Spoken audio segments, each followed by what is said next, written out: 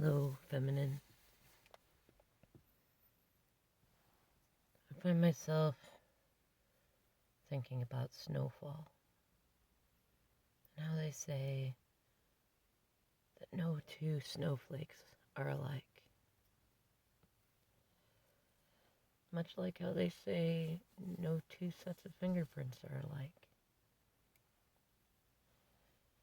And even that our fingerprints change after so many years of cells shedded. I'm thinking about the incomparable. I'm thinking about you. I'm keeping my body busy while things continue to unravel. I'm thinking about how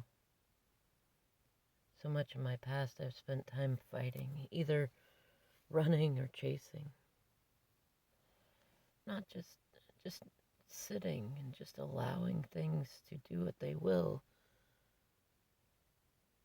Just being and not worrying about who comes or goes. I've kind of been watching you do that, though I didn't know that's what you were doing. I'm doing that now, though. Just allowing. Surrendering, I suppose. I think I've heard you call it that. And it almost in many ways feels like this slow burning of so many burdens and layers around me. The karmics around me are certainly not happy about it. They're used to snapping their fingers and seeing how high I will jump or run or hide. And then using all sorts of tactics to have me make this step or that one, or make a step that's a mistake and hold it over my head like a noose. I recognize there were times that I did that to you. Heck, I can recognize times that I did that during this illusion of separation. And what I think made the biggest difference was in the times you just allowed it. I mean, there was a time when everything I did triggered you. To be honest, it was a part of what pushed me away because I couldn't stand hurting you anymore, or making you angry, or hearing your truth to me, because you say truth like no one else does, feminine, and it always, when I deserve it, it always hurts, because it's true. There's no other truth teller like you. And then there were times that it's not that you stopped telling the truth. You just stopped.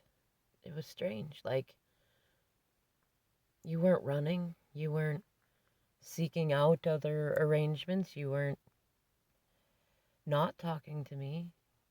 You weren't really talking to me either. I'd see you or talk to you. You'd be there. Sometimes you'd reach out. I'd be there or not.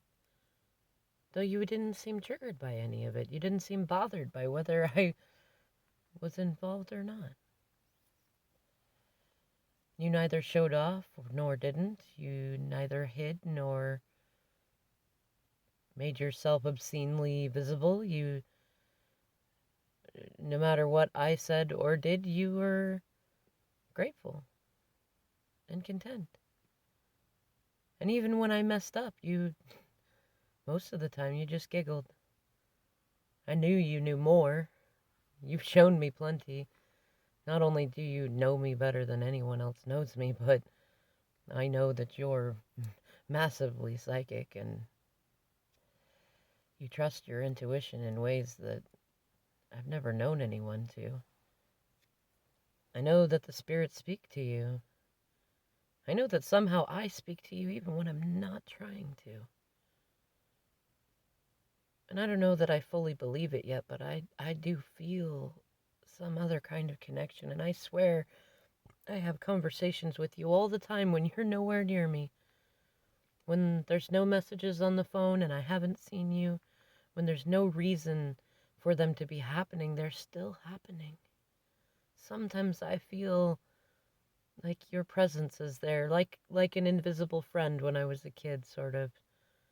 It's strange, feminine. I don't know what to think of it, and I certainly don't share it with anyone. I want to share it with you. There are times I've mentioned little things, and somehow where I'm always afraid that you'll tell me I'm crazy, you don't. And you know just the right amount, just the imperfectly perfect amount to say, to show me I'm not alone, that you also feel this way. Though you've learned somehow not to overwhelm me, even though I know you must be very excited to tell me all about it. You are incomparable, feminine. Not just like a snowflake, but like every snowflake. Every raindrop, every ocean, every tree, every fingerprint. You're always the same and yet never the same. You always do exactly what I know you will, and yet something radically different I could never expect. I remember conversations about comparability. I've always felt comparable. And I played out those shadows with you. In many ways, I feel like I am again, although it's different. I don't know if I'd call it evolved or not. It's there, but it's not. And it's the same, but it's not. I don't know. And you know what's funny, feminine? I feel like I'm kind of being comfortable with not knowing. There was a time when that scared me, when I didn't know, when I couldn't control it, when the unknown scared me so much, especially when it came to love, and in many ways that's why you scared me so much. Or maybe not you, but the you I put up on a pedestal. The you that I felt was so absolutely magical and amazing and irresistible that I could never compare. The you that attracts attention so easily from so many that I compare myself to and feel. It's funny, I feel comparable to them in that so many of them have many of the traits that I do, and yet I've felt incomparable to them, but not in a good way, like to where I could never compare to them, and that I should just stay away because someday I know you'll find someone incomparably better than me. Though what's funny is that's another way I see that you, I don't know, you amaze me, feminine, because you still choose me. You help me see where I've had deep self-worth issues in believing that anyone could ever love me so much as you do. To where,